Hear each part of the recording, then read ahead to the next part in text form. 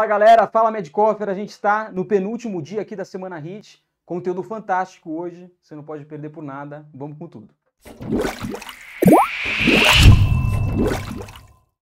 Olá a todos, meu nome é Priscila Queiroz, eu sou médica formada pela Faculdade de Medicina da USP e fiz residência de ginecologia e obstetrícia no Hospital das Clínicas da Faculdade de Medicina da USP.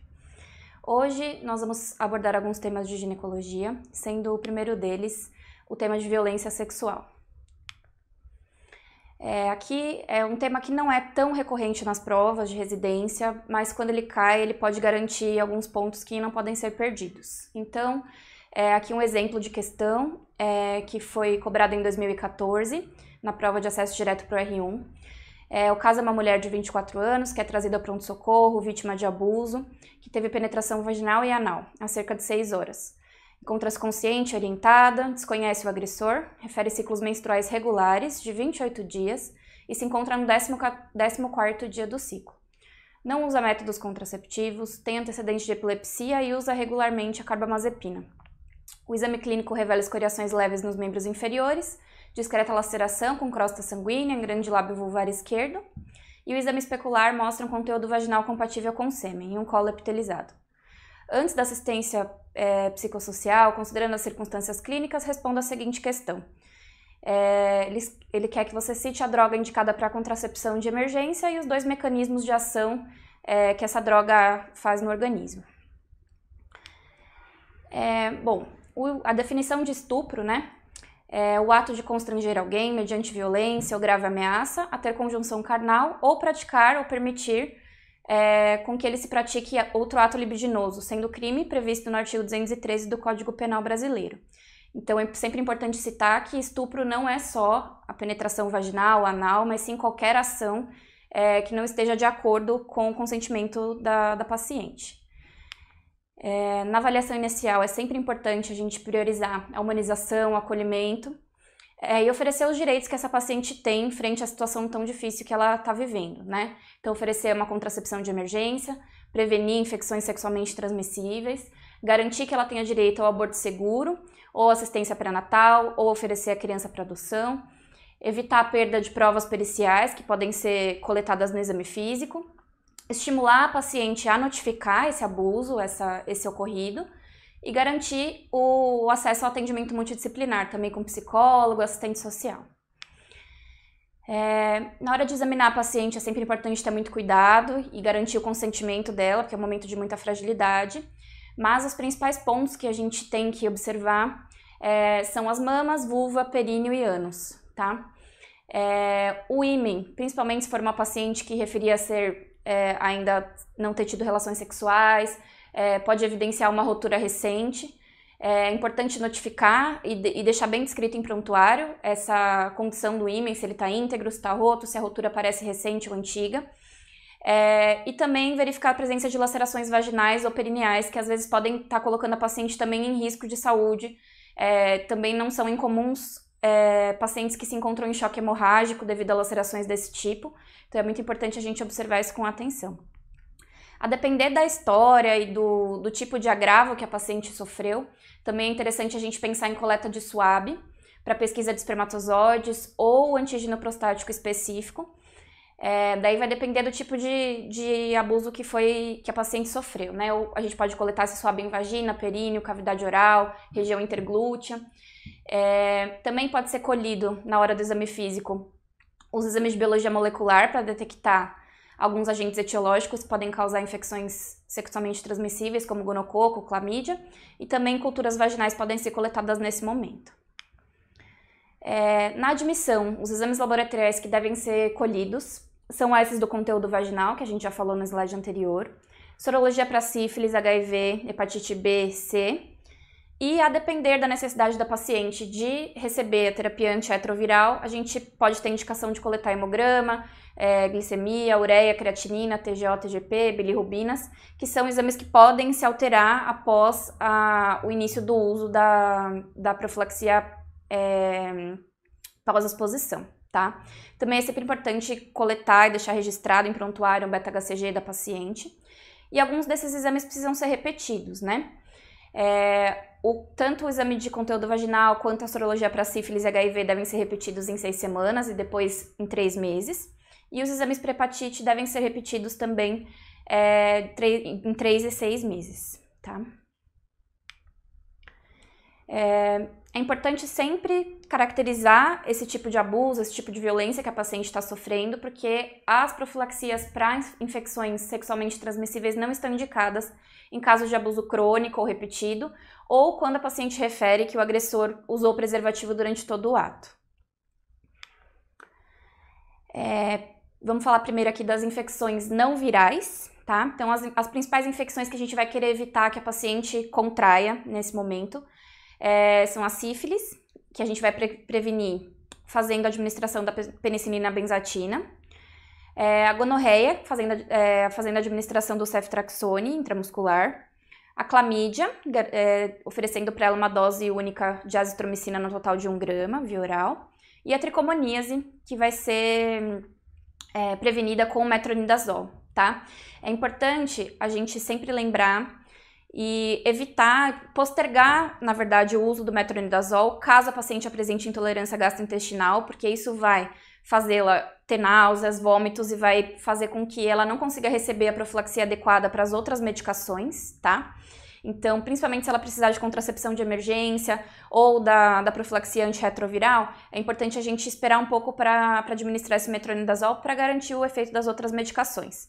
Se a paciente, por acaso, estiver gestante, também é importante evitar no primeiro trimestre de gestação, tá? Das infecções virais, a profilaxia de hepatite B vai estar indicada caso o contato tenha sido suspeito ou confirmado com sêmen. Às vezes a paciente pode não se lembrar, pode não ter percebido.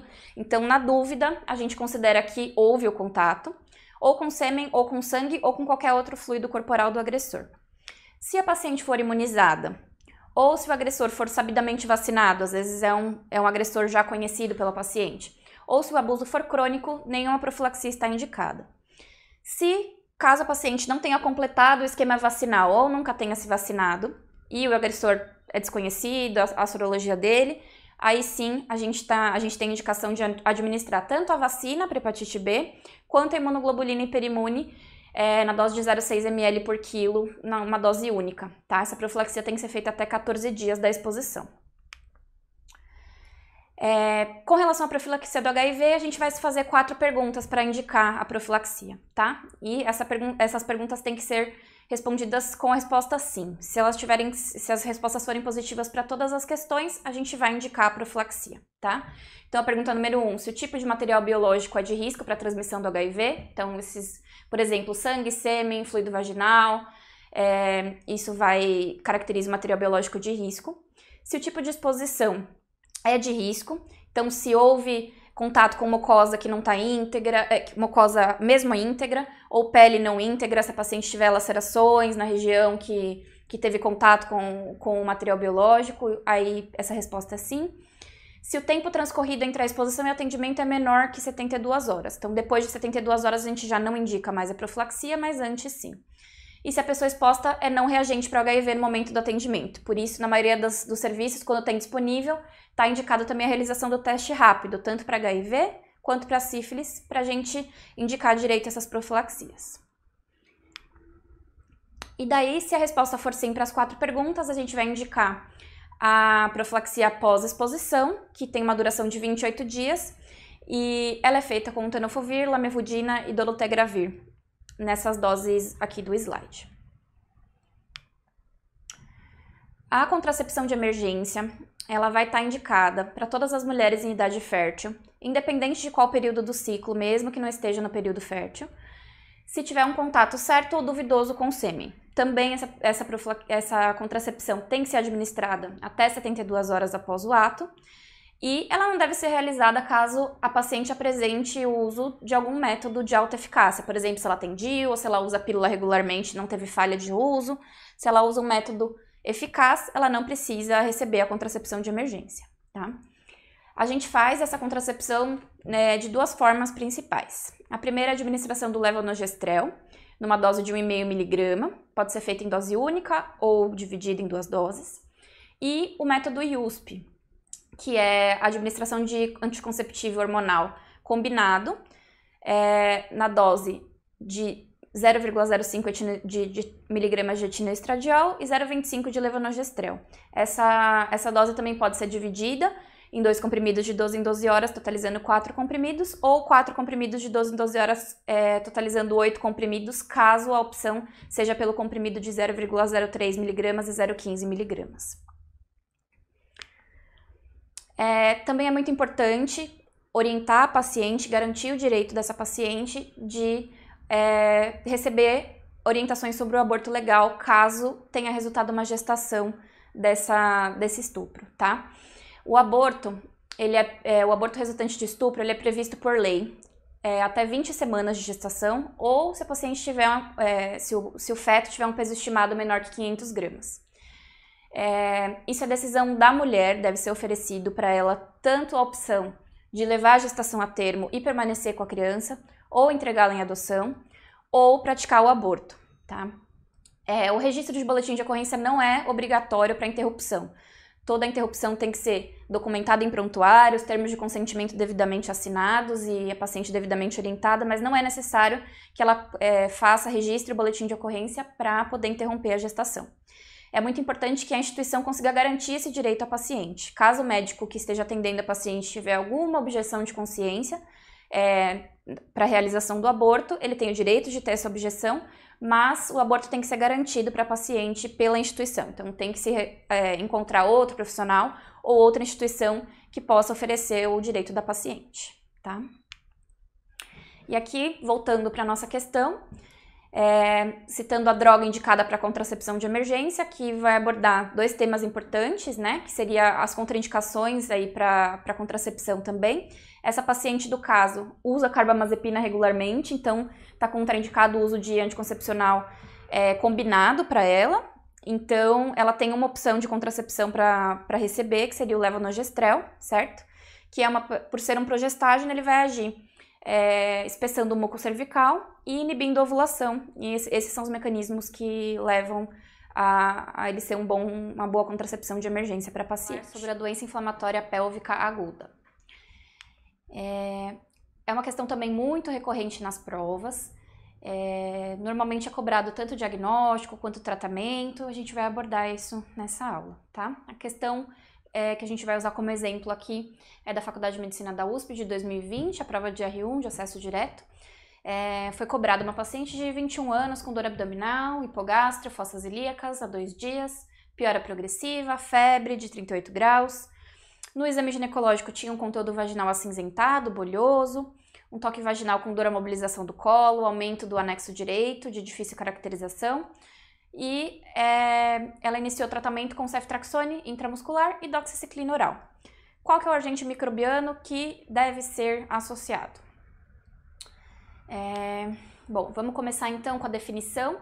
É uma infecção sexualmente transmissível, ascendente do colo do útero. Então, ela inicia pela vagina até atingir o colo, causando uma cervicite. Então, inflama o colo do útero e pode também ascender para o corpo do útero, anexos e tubas uterinas, peritônio e as estruturas adjacentes também, às vezes pegando intestino ou outros órgãos.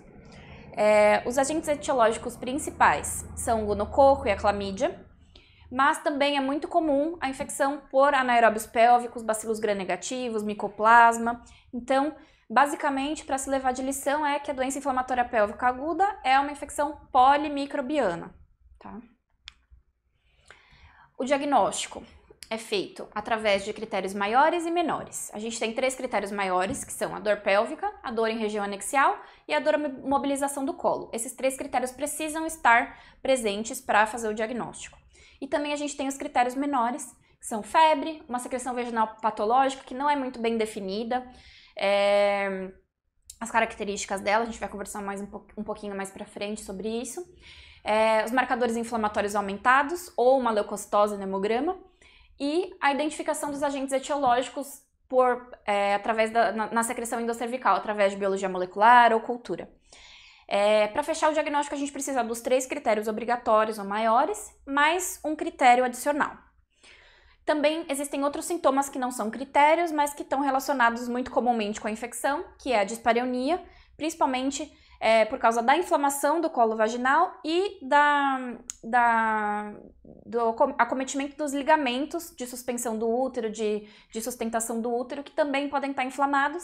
Então, no momento da relação sexual, a mobilização desse útero pode levar a dor pela paciente.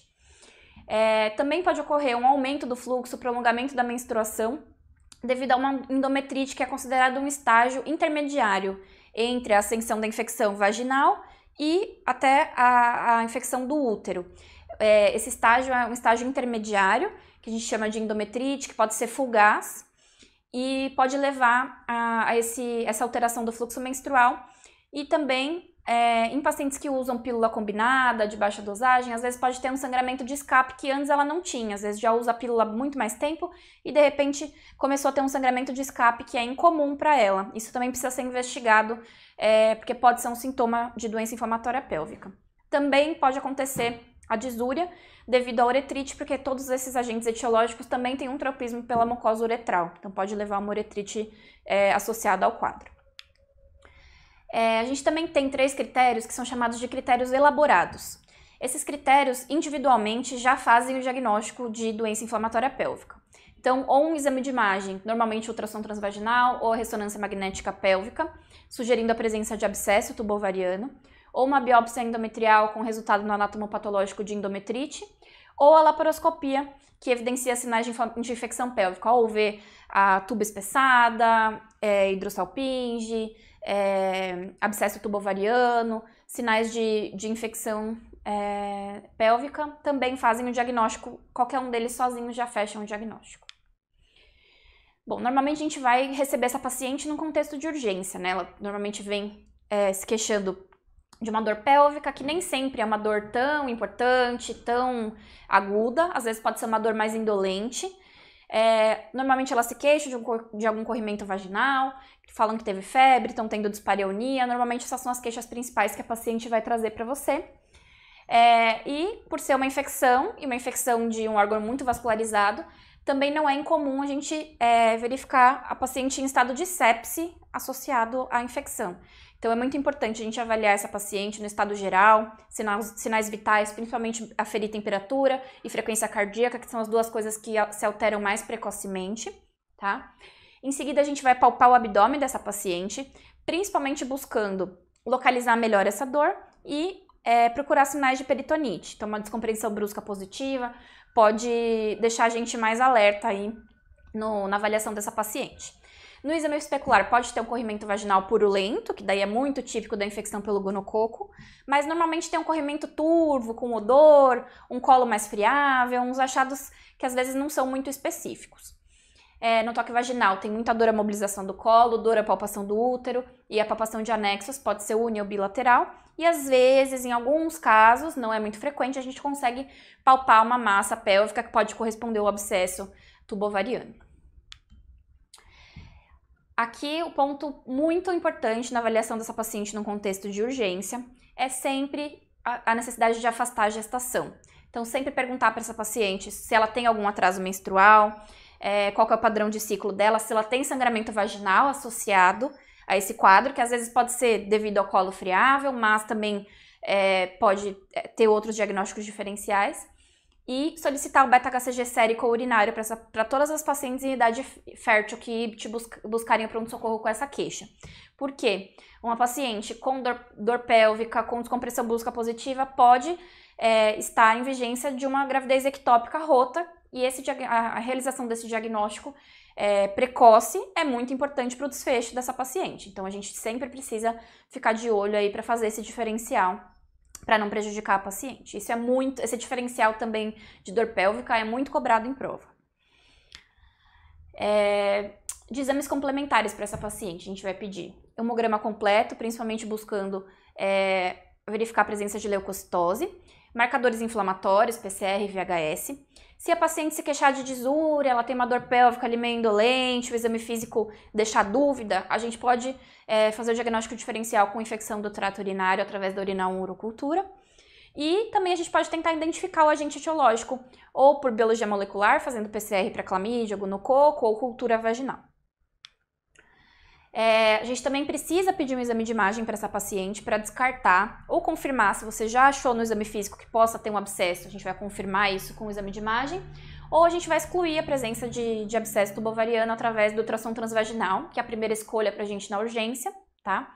A ressonância magnética de pelve é um exame que tem uma acurácia para fazer o diagnóstico de doença inflamatória pélvica muito superior ao ultrassom, semelhante à eficácia da laparoscopia, porém não é um exame que a gente tem disponível aí na urgência, é um exame demorado que não deve ser a primeira escolha para a gente poder fazer esse diagnóstico, tá? No ultrassom transvaginal, a gente vai olhar alguns parâmetros que são sugestivos de doença inflamatória pélvica, que seriam o espessamento da parede tubária, o acúmulo de líquido nas tubas, o sinal da roda dentada, que é esse sinal que a gente mostra aqui, que são como se fossem esses septos aqui intratubários que fazem parecer uma rodinha. Aqui a dilatação, o acúmulo de líquido nas tubas, e os septos também. E o achado de abscesso tubovariano também são sugestivos de que a gente está lidando com uma paciente que está com uma doença inflamatória pélvica. A gente pode fazer o tratamento dessa paciente ambulatorial, uma vez que a gente fechou o diagnóstico, ou intra-hospitalar.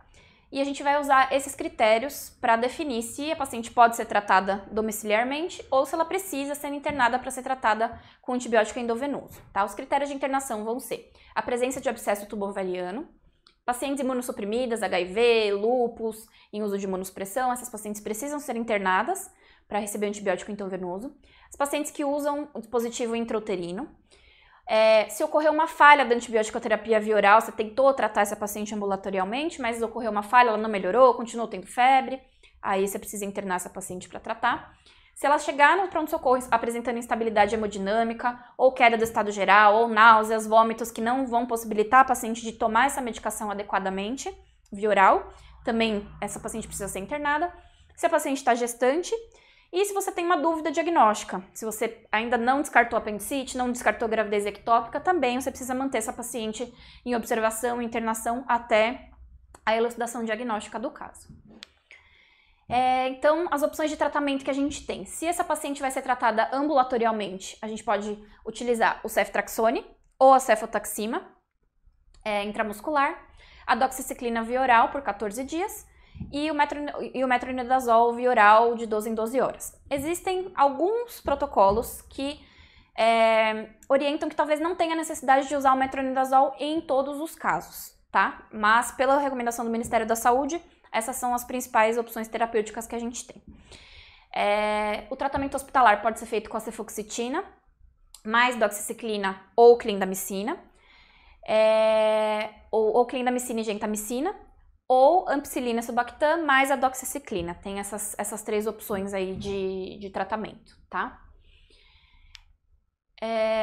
Bom, o importante é a gente frisar que toda paciente, mesmo as que estão submetidas ao tratamento ambulatorial, elas precisam ser reavaliadas em 48 a 72 horas. Então, a doença inflamatória pélvica é uma doença, uma paciente que você não vai fazer o diagnóstico, dar o tratamento e mandar ela para casa sem reavaliação. Você sempre tem que reavaliar essa paciente, tá?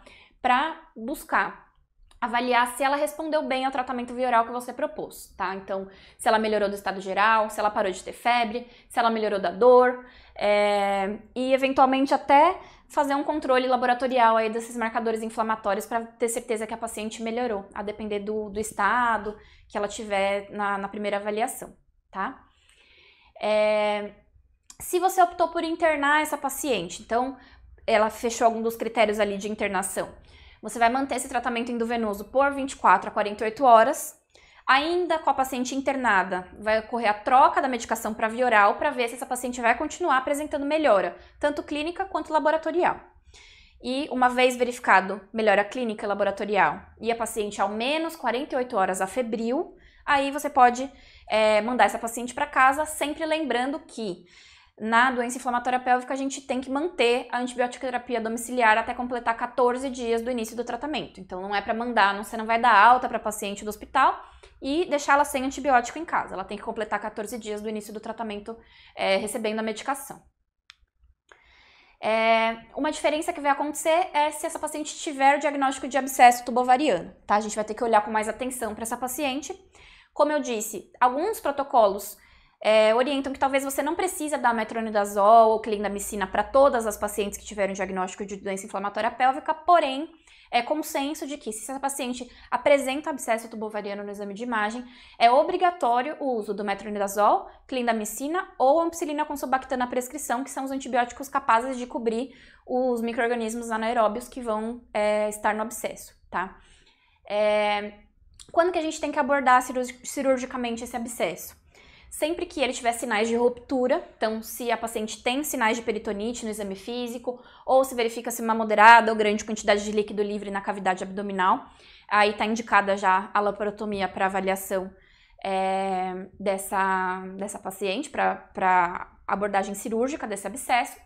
Ou se, em vigência de tratamento endovenoso com antibiótico-terapia, ela apresentar um aumento do diâmetro do abscesso.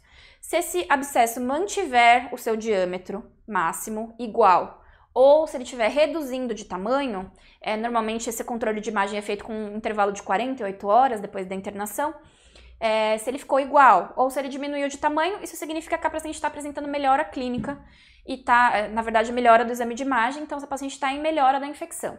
Se a gente faz esse controle em 48 horas, o abscesso aumenta de tamanho, isso é um critério para a gente precisar abordar cirurgicamente a paciente. Uma paciente que teve diagnóstico de abscesso tubovariano, mesmo que não precisou ser abordado, que está em melhora, e você vai dar alta para essa paciente, porque ela já está 48 horas afebril, com antibiótico via oral, você vai manter antibiótico-terapia domiciliar até completar 21 dias do início do tratamento. Então muda, sem o abscesso 14 dias, com o abscesso 21 dias. É muito importante a gente lembrar que a doença inflamatória pélvica é uma doença, uma infecção sexualmente transmissível, os agentes etiológicos são de transmissão sexual, então a gente precisa lembrar sempre de solicitar as outras sorologias de infecções sexualmente transmissíveis para a paciente, orientar o rastreamento adequado de alterações cervicais relacionadas ao HPV, que também é uma das infecções sexualmente transmissíveis que podem estar presentes, então sempre orientar que essa paciente que tem essa infecção, ela pode ter uma infecção pelo HPV também, então é importante orientar o rastreamento adequado com a compostologia oncótica, de acordo com as recomendações do Ministério da Saúde, e orientar que essa paciente tem que buscar avaliação e tratamento de parceiros ou parceiras, tá? E principalmente em casais homoafetivos, às vezes são duas mulheres que compartilham brinquedos sexuais, também é muito importante se atentar a esse fato, que não é por ser só uma cervicite, uma infecção do útero, que a parceira pode, não necessariamente vai ter a infecção, ela pode sim estar com uma infecção ou latente ou já com uma infecção, com uma doença clínica. Então é importante orientar, avaliar e tratar, mesmo parceiros assintomáticos, tá?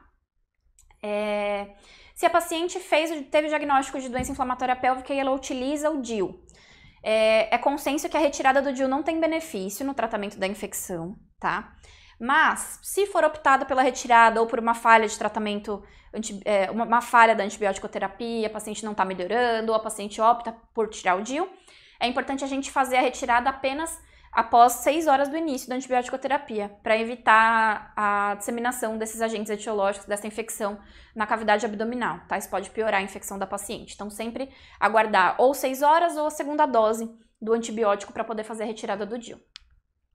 Outros pontos importantes a serem abordados na dúvida diagnóstica de doença inflamatória pélvica, não fecha os critérios, não tem critérios menores, aqueles critérios são necessários para fazer o diagnóstico, mas se existe dúvida diagnóstica, é muito importante tratar essa paciente. Por quê? Os efeitos colaterais da medicação vão ser muito, muito inferiores às complicações, à gravidade das complicações que podem acontecer por uma doença inflamatória pélvica não tratada, tá? Essas complicações são frequentes e são graves. Como exemplo, a gente tem a infertilidade, o aumento do risco de gestação ectópica numa futura gestação e a dor pélvica crônica, causada pelas aderências pélvicas que são feitas após a infecção ser tratada. Então, é muito importante a gente, na dúvida, trate a paciente para que ela não seja submetida a essas sequelas aí que a doença pode ter. Então, aqui na nossa questão, voltando, essa paciente tem um exame físico sugestivo de um abscesso tubovariano, porque ele fala aqui que a região anexial tem aumento e difícil de caracterização, Então, essa paciente está recebendo já o ceftriaxone e doxiciclina, mas precisa ser associado o metronidazol, tá? Para poder completar o tratamento da paciente. Vamos dar continuidade às aulas de ginecologia. Hoje, nesse módulo, a gente vai abordar o tema de corrimentos vaginais e lesões genitais. Na aula de hoje, a gente vai abordar o tema das lesões genitais, tá? Tanto as úlceras genitais quanto lesões pelo HPV, tá? Aqui está um exemplo de questão, também é um tema muito cobrado nas provas, tá? Essa questão aqui é da FMUSP de 2020, uma paciente de 40 anos com dor vulvar intensa há 2 dias, com o seguinte achado. Então, tem umas úlceras eritematosas, múltiplas, dolorosas, e ele pergunta qual que é o tratamento adequado para esse tipo de afecção. O primeiro tipo de úlcera genital que a gente vai falar é o herpes genital, tá? Causado pelo herpes simples vírus, tipo 1 e tipo 2. Normalmente acontece uma primo-infecção, com período de incubação de mais ou menos 6 dias. Aparecem lesões eritematopapulosa, elas vão evoluir para vesículas, que normalmente tem um conteúdo citrino, bem clarinho, e elas são bem dolorosas, podem ter prurido associado também, e normalmente regridem espontaneamente. Quando essas vesículas se rompem, elas causam uma erosão da epiderme e formam uma úlcera. Então, por isso, a herpes é classificada como um dos tipos de úlcera genital. Na prima infecção, a paciente pode apresentar também febre, mal-estar, sintomas sistêmicos, tá? Então é importante estar atento a isso. E cerca de metade das pacientes vão apresentar uma linfadenomegalia inguinal bilateral, tá? Depois que a gente teve a prima infecção, essa infecção ela pode ficar latente nos gânglios sensitivos e pode ser reativada caso a paciente apresente algum trauma no local ou algum estresse físico, emocional ou alguma outra infecção. Ela pode recorrer dessas lesões, que normalmente tendem a ser um pouquinho menos intensas, um quadro clínico mais leve, normalmente sem sintomas sistêmicos associados. E a paciente pode apresentar alguns sintomas prodrômicos antes do aparecimento das lesões. Então, às vezes, a paciente pode se queixar de uma coceira, uma queimação no local, antes das vesículas aparecerem, tá? A regressão também é espontânea. Lembrando sempre aqui, fazendo link com a obstetrícia, que as lesões herpéticas ativas são indicação de parto cesariano nas gestantes, tá? Então, sempre ficar atento a isso. Então, aqui estão alguns exemplos de imagens da herpes genital. Então, aqui as vesículas, com conteúdo citrino, bem clarinho, no fundo eritematoso. E depois que a vesícula se rompe, ela tende a formar essa ulceração, que é bem típica, aqui as úlceras múltiplas normalmente. O segundo tipo que a gente vai abordar de úlcera é a sífilis primária. Ela é causada pelo Treponema pallidum, também é chamado de cancro duro quando a gente faz o diagnóstico da úlcera. Tem um período de incubação de 10 a 90 dias e normalmente é uma úlcera única, indolor, com uma base endurecida e um fundo limpo, e que desaparece espontaneamente. Então, a gente pode imaginar que na mulher é muito difícil fazer o diagnóstico da sífilis primária, porque ela é uma úlcera que dá pouquíssimos sintomas e que na mulher pode estar dentro do canal vaginal, às vezes no colo uterino. Então, essa mulher basicamente só vai ter o diagnóstico se ela teve alguma história de contato e foi buscar tratamento, foi buscar avaliação, ou se ela de repente for examinada enquanto do aparecimento da úlcera, mas normalmente elas não se queixam, a não ser que a úlcera seja vulvar, visível, mas é muito difícil a gente fazer esse diagnóstico. Normalmente a gente vê essas úlceras mais em homens, mais frequente. A adenopatia inguinal bilateral indolor também pode estar presente em grande parte dos casos, mas também é algo muito oligossintomático que a gente acaba não fazendo diagnóstico na maioria das vezes. O terceiro tipo de úlcera genital é o cancroide, ou cancro mole, causado pelo Haemophilus ducreyi. O risco de infecção quando a gente tem contato com esse tipo de bactéria é de cerca de 80% durante a relação sexual. Então, é uma doença bem contagiosa. Normalmente são lesões múltiplas, que se autoinoculam, dolorosas, também mais frequentes em homens, tá? Os contornos da lesão são edemaciados, com fungo irregular, um exudato necrótico, amarelado, um odor forte. Normalmente lesões friáveis, como a gente pode ver aí na imagem, tá? O bacilo também pode afetar os linfonodos e também causar a fistolização desses linfonodos, principalmente os inguinais, tá? Outro tipo que a gente tem é o linfogranuloma venéreo. é uma doença causada pela clamídia, principalmente os sorotipos L1, L2 e L3. Também causa uma linfadenopatia inguinal, tá? E ela tem algumas fases. Na inoculação da clamídia, aparece uma pápula, uma pústula, que desaparece espontaneamente. Daí, os linfonodos são acometidos, pode ter uma linfadenopatia, vai depender do local onde ocorreu a inoculação. E depois disso, a gente vai observar sequelas desse acometimento linfonodal, que normalmente são a supuração, fistulização dos linfonodos. Sintomas sistêmicos também são comuns. E essa afecção dos linfonodos pode levar a elefantíase genital, fístulas retais, vaginais, até estenose retal. Então, é uma doença que pode deixar muita sequela. O linfogranuloma venéreo essa imagem aqui é muito típica, tá? A gente vê os linfonodos acometidos. Esse é um linfonodo ainda não fistulizado, tá? A donovanose é um outro tipo de úlcera genital causada pela Klebsiella granulomatis. É uma infecção sexualmente transmissível crônica e progressiva, que vai evoluindo se a gente não trata. É uma ulceração com uma borda plana, hipertrófica, sangra fácil e pode se tornar até uma lesão vegetante se não tratada. E também tem a configuração em espelho pela autoinoculação das lesões. Aqui são exemplos de imagens de pacientes acometidos com donovanose. Então, bem comum essa lesão em espelho, onde a pele tem contato de um lado com o outro, a lesão acaba ficando parecida aí. E aqui é uma lesão um pouquinho mais vegetante, para dar outro exemplo aí para vocês. Bom, como a gente faz o diagnóstico das úlceras genitais? Essa parte costuma ser bastante complicada, bastante difícil. Não é todo lugar que a gente tem acesso à microscopia, tá? O ideal seria que a gente fizesse sempre uma avaliação e o diagnóstico etiológico dessa úlcera. Então, fazer um exame a fresco do raspado, do exudato da lesão, e o exame bacterioscópio microscópico da lesão.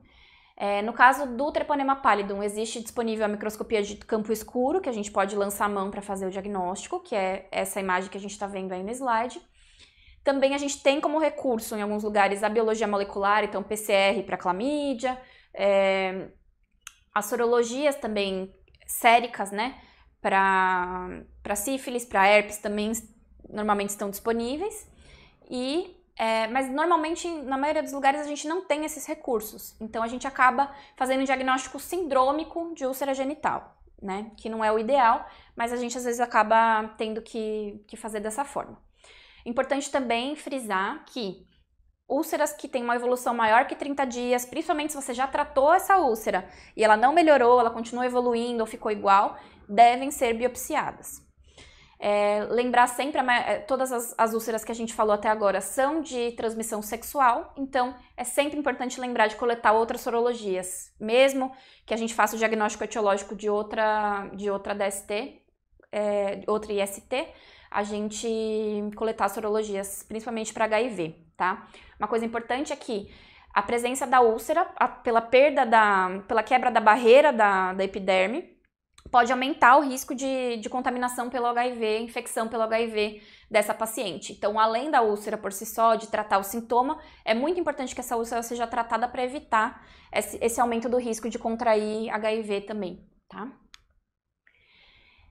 O tratamento, o ideal é que ele seja específico, que a gente faça o diagnóstico etiológico e trate especificamente a úlcera que a gente está avaliando. Porém, o Ministério da Saúde recomenda o tratamento sindrômico. Então, basicamente, se a gente não consegue fazer o diagnóstico etiológico dessa úlcera, a gente vai tratar todos os tipos de úlcera para paciente. O efeito colateral das medicações é muito menos mórbido do que a gente evitar deixar de tratar uma infecção sexualmente transmissível e, além de não tratar aquela paciente, também fazer com que ela transmita para outras pessoas a infecção, tá? Então, para herpes, a gente utiliza no primeiro episódio o aciclovir, de 8 em 8 horas, 400 mg de 8 em 8 horas por 7 dias, e na recidiva a gente usa essa mesma dose por 5 dias. O tratamento precoce do herpes reduz a intensidade, a duração do episódio e previne recorrência. Outras opções de medicações possíveis são o valaciclovir e fanciclovir, que têm eficácia semelhante ao aciclovir, mas normalmente são mais caros e normalmente não estão disponíveis no SUS, então a gente normalmente usa o aciclovir. Para sífilis primária, o tratamento indicado é a penicilina benzatina. Aqui está um quadro falando sobre o tratamento e algumas observações do tratamento das outras úlceras. O cancroide a gente trata com azitromicina, o linfogranuloma venéreo, por se tratar de uma infecção por clamídia, a gente usa a doxiciclina. Só frisando que o tratamento aqui do linfogranuloma é de 21 dias a duração. Então, um tratamento bem longo que precisa ser bem orientado para a paciente. E a donovanose a gente também trata com a doxiciclina por 21 dias, tá? Sempre lembrar de orientar, convocar e tratar parceiros e parceiras da paciente, mesmo que estejam assintomáticos, coletar todas as sorologias para infecções sexualmente transmissíveis, HIV, sífilis, hepatite B e C, e lembrar de fazer o tratamento sindrômico da úlcera genital caso a gente não tenha o diagnóstico etiológico, a gente não consiga achar o agente etiológico da úlcera. Aqui, como extra, não se trata de uma úlcera genital, mas também é uma lesão genital, que também é muito cobrada em prova, é o condiloma acuminado, também chamado de verruga genital, causada pelo HPV. Os principais tipos que causam a verruga são diferentes daqueles que levam a alterações de Papa Nicolau, então principalmente o 6 e o 11 são os que causam a verruga. Também é de transmissão sexual, e o tratamento pode ser feito com aplicação local de ácido tricloracético, ou crioterapia, ou aplicação de cremes imunomoduladores aí para melhorar a imunidade da região e possibilitar que a paciente clareie o vírus, tá? Também sempre importante pensar em imunossupressão quando a gente vê esse tipo de condiloma, principalmente assim tão disseminados como na imagem, tá? Então sempre pensar em pedir outras sorologias, investigar outras imunossupressões. Então aqui a resposta da nossa questão, pela imagem, por tudo que a gente viu aí na aula. Essa imagem é muito sugestiva de uma lesão causada pela herpes, pelo vírus da herpes, e um dos tratamentos recomendados aí seria o valaciclovir, que é uma das opções que a gente tem além do aciclovir para tratar esse tipo de úlcera. É isso aí, pessoal. Espero que vocês tenham curtido a aula de hoje e não percam amanhã aí encerramento com a nossa super live às 16 horas. Você não pode ficar de fora dessa. Vai ser uma live super especial para você entender qual é a metodologia vencedora nessas semanas finais da preparação da prova de residência. Um abraço e até amanhã. Friabilidade é outra coisa também muito sugestiva. A gente vai, faz o exame de endoscopia. Importante, vai cair em alguma questão. Se não for cair, você precisa saber também